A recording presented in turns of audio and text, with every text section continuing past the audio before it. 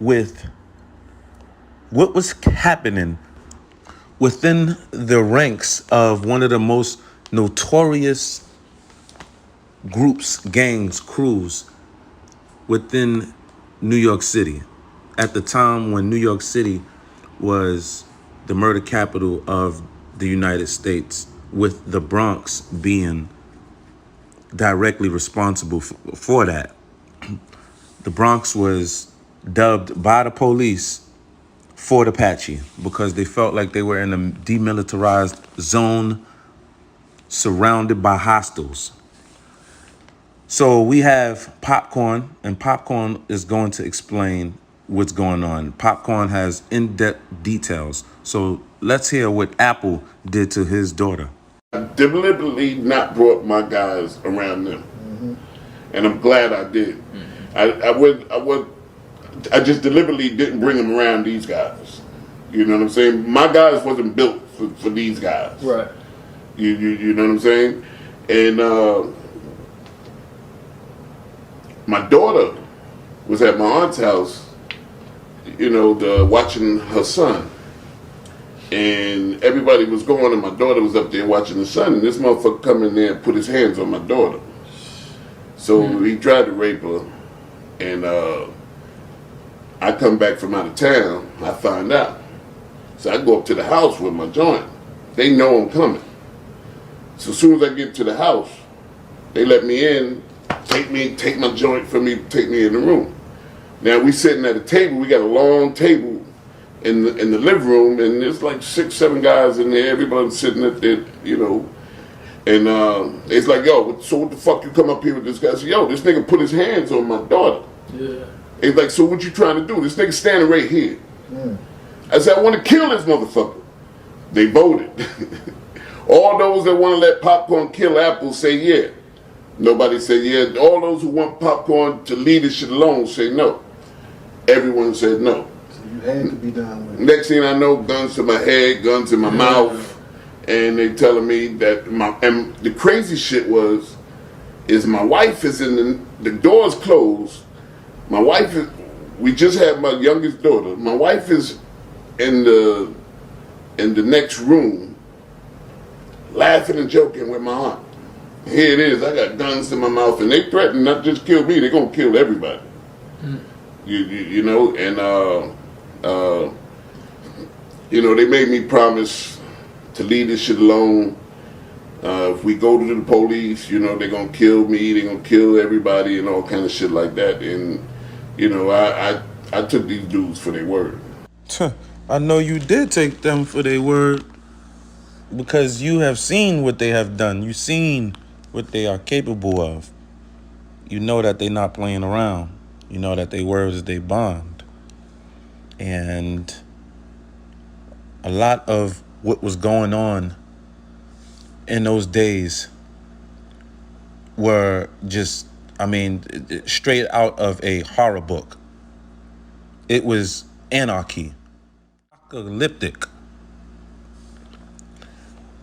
We also need to understand that Preacher was the type that he just didn't care about really pretty much anything.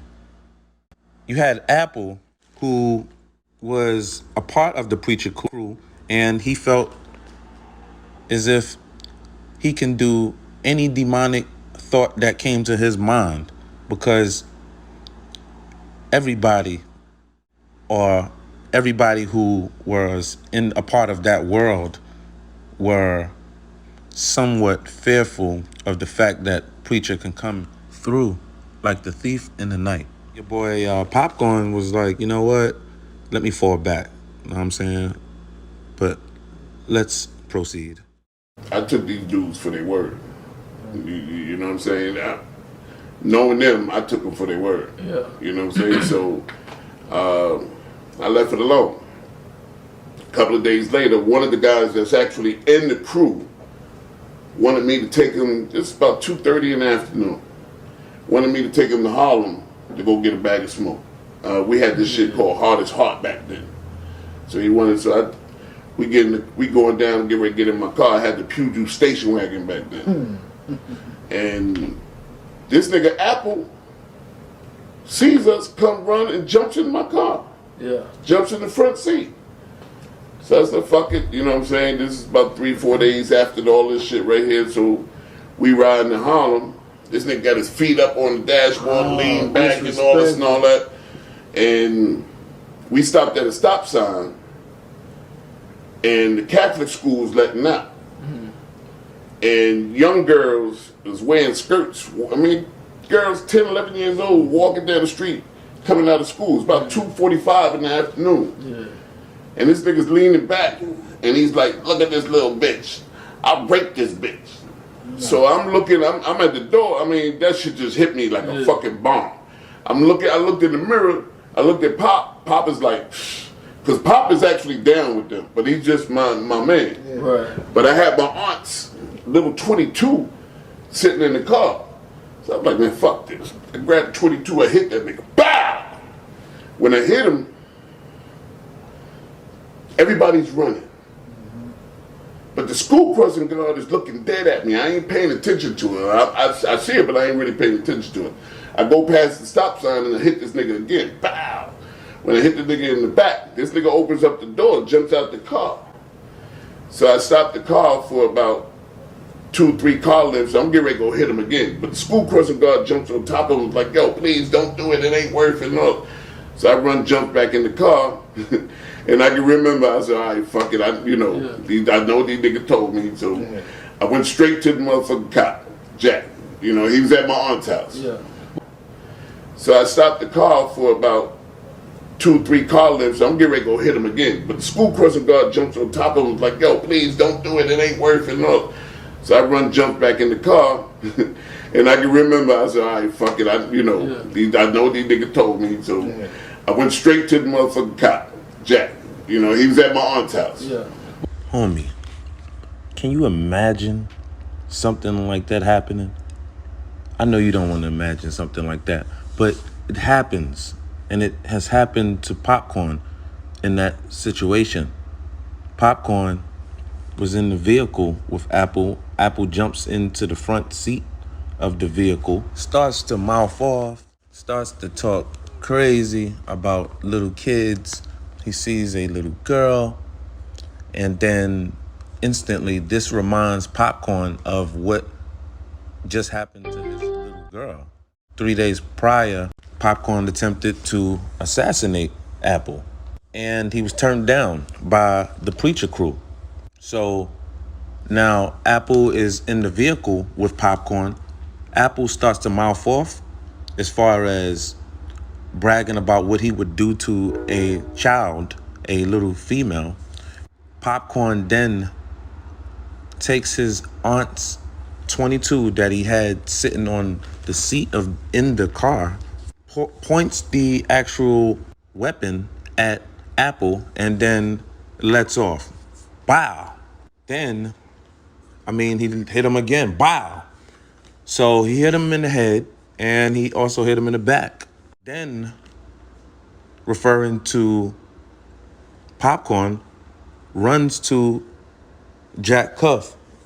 He's an ex-cop who is employed by Preacher. So let's hear what happened. And so I went to Jack. I said, yo, Jack is a cop. He was the cop. I said, yo, check this out. I just killed your man. He's like, what? So I told him what happened. And he was like, get the fuck out. And while I'm telling him, Rich Porter's sister calls. That's Apple's niece. She calls Jack, and she's like, yo, Popcorn just shot Apple. And so I'm standing right there, he on the phone. He's like, what do you mean just shot him? He's like, yo, I'm at the hospital. He says, how you doing? He's like, he's okay. He's going to make it. But, he's like, where the police at? The police didn't come. He said, don't tell the police nothing. We'll take care of this.